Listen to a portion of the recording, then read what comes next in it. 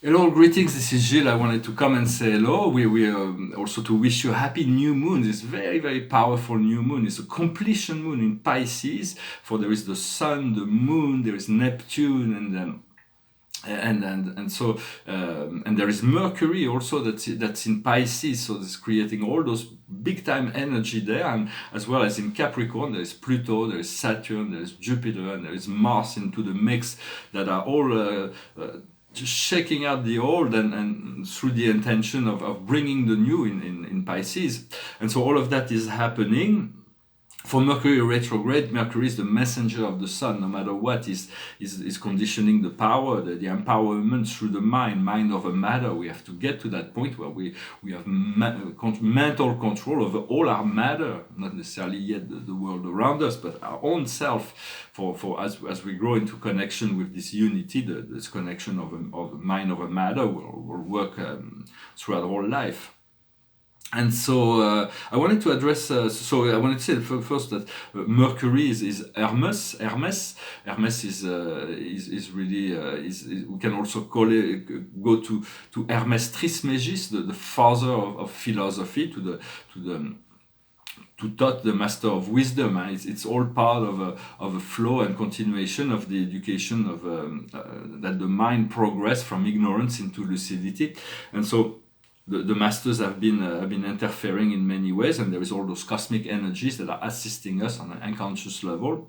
I wanted to ask you for a little exercise to join our energy for the service to the planet. For when we join our energy, it becomes even more powerful, yet we have this divinity. Our thoughts and mind are very powerful. The first is to send a thought to contain the coronavirus, to make it, to contain it so it doesn't spread as little as possible. We're adding our energy, the galactics are already doing it, but we're adding our energy to protect it, all the zones where it is, so it does not spread. The second thing, we send our thoughts into this living organism, so we decrease its potency, and it becomes not only less people will catch it, but the people that catch it will not get sick. So we continue to decrease the frequency of that, and then the third, we will send violet and green light to in the higher mind of all those who have been affected, so their higher self can bring down the energy to reinforce their immune system, and they can come out of that problem that was not naturally created, so that we can move on to something else. So I thank you very much. We thank God for containing that and allowing us to move on to something else. I was talking about the art of focusing our energy. If we are able to focus 8 minutes on void without a single thought, we'll attain the highest plane of individualized consciousness in the seventh dimension, looking at the portals of infinity. But it's very unlikely. As human beings, we have those cellular memory, this Akash that keeps on reminding us of things, and so we have thoughts that come into our mind. So spending 8 minutes is quite impossible right away. It takes time to focus absence breathing or pure prana integration. But so if we can put like already 5 seconds in between thoughts to keep our mind, to slow down the mind, the slower we'll go with our mind, the faster life will unfold for us. So it is important to also to learn to concentrate our focal point into something that is wanted in order to create something in the ethers. Then we can always go back and enrich it with details, but it may not manifest right away. But we continue to cultivate that, and we also have to, as part of this point of focusing, to the art of letting go. We have to dance with the energy. We create something. Once it's created, we have to let go in order to let the universe bring it to us, rather than having to fight for every step towards achieving a goal. We create it, and we allow for it to come to us through letting go. It takes a lot of trust, but it's something we'll continue to practice. And so for we have to claim love and forgiveness as a permanent feature within our life. It's important to because I was in this song yesterday, the song of the Beatles, All We Need Is Love. For all we need is love, but there's many things that we need as well. We need a physical body that works, we need air, we need water, we need food, we need all kinds of things that makes our life good. So we all need all those things that are, but if we put love into it first, then all those things will be increased in the appreciation. The simple fact to be healthy is that is a good reason to rejoice. We don't appreciate it until we for some people lose that state of health. But to have food, to have air, to have all those things that bring us joy is reason enough to have gratitude. Gratitude is an aspect of love, and so to always try to put love into everything we do before we do anything, or before to always be connected to that neutral part of ourselves. I was talking about the Akash. The Akash is the standard contract when we come into incarnation on Earth is about 1,000 lifetime. So it's most people have, some people have less, some people have more, but it's about 1,000 lifetimes. So we can understand the full scope, for the full range, the whole éventail of experience from all positions, from the rich, the poor, the man, the woman, the oppressed, every aspect. We try to die in every possible way. We've been through the whole process, and now we want to return to the source because we've completed the program. The past past and present and future are all connected. And always changing. For the past is only the memory we have of it, and the future is only the expectation we have of it. But everything's happening in the now. So the past is the mother, the great mother, Mother Sophia, Mother Gaia. For even in Greek mythology, Gaia was one of the first. She created all. The Greeks already knew that the earth was a spirit, and her name was Gaia when before she was portrayed as a Titan. But she's created Uranus, the sky, and then everything else that followed. So everything comes from Mother Earth, where we have to be grateful on Mother Earth to carry us through our life. So it's about trying to doing our best to communicate with that spirit. For the present is spirituality and religion. It's about we have this little light within ourselves. We have to make sure the wind can't blow it. We have to make it strong until it becomes like a whole torch of fire, and then it will become a great sun. And when our inner light will become equal to a sun, it will never end burning, or great central sun even. And all of that is part of what we need to cultivate the light within ourselves. And the future is the elevation into the angelic realm. It's about connecting to the angels by feeling the sense of how to work with them, how to be to utilize angelic technologies, which is above galactic technologies, in order to fulfill our mission. For when we're working for the universe, we're working for the highest good of all, for our Creator.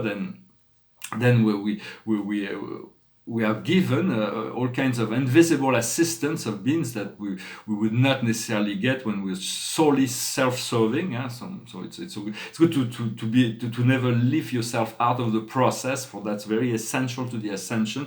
Your own well-being has to be to come first. For every morning we have to want to ask for God's presence throughout our whole day.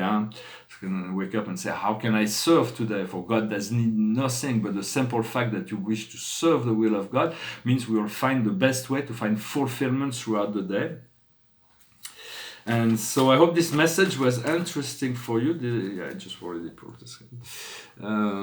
This is about the message I wanted to give today. For we're going through this new moon, a new intention, new cycle. It's Pisces, the final constellation.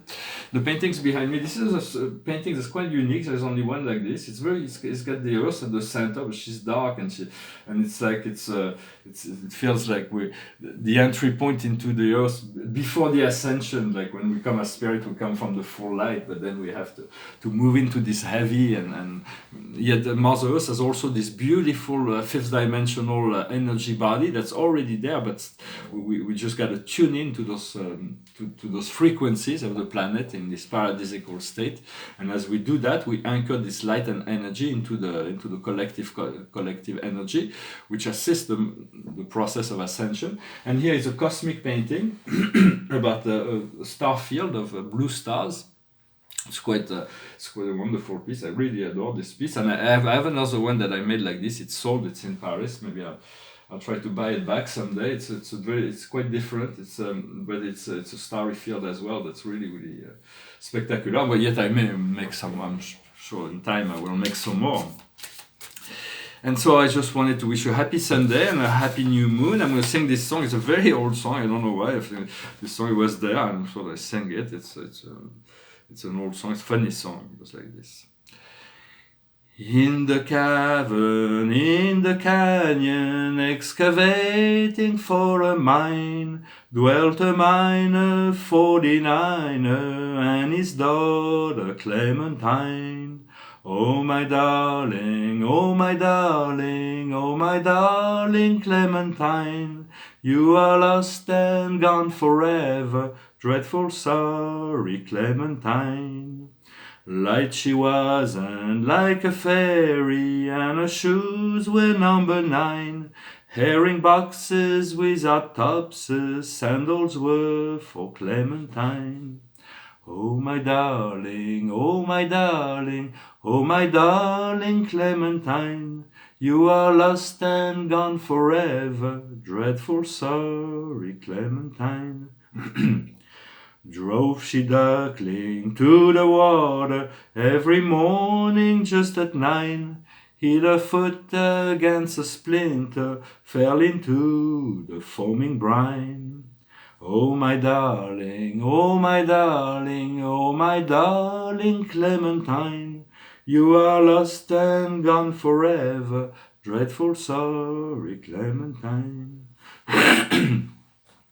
Rubbing lips above the water, blowing bubbles soft and fine. But alas, I was no swimmer, so I lost my Clementine.